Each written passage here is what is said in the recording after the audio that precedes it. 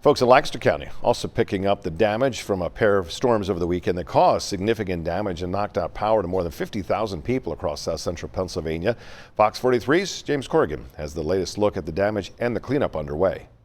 The cleanup continues in Manheim Township, Lancaster County, after a pair of storms that left as many as 12,000 residents without power at one point. Crews had their barrels full of branches and debris, while the township had its hands full, with more than 40 roadways closed by toppled trees. We were shocked. It was a lot to take in at first sight. Matthew Strohecker came home Saturday to his front yard tree fallen onto the road, nearly bringing the entire row of utility poles and wires down with it. He remains one of the more than 20,000 Lancaster County residents without power. It's been rough with the heat.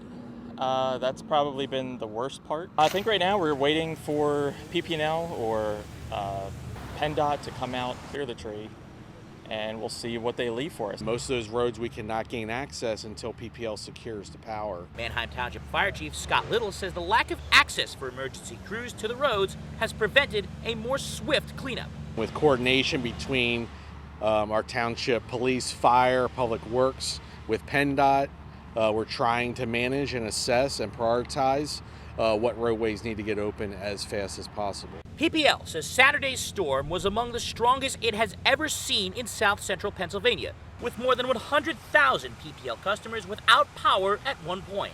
The number of outages in Manheim Township has been cut in half to around 6,000, but estimations of when power will return are as far back as Thursday. Little says in the meantime, residents should look to help their neighbors in need.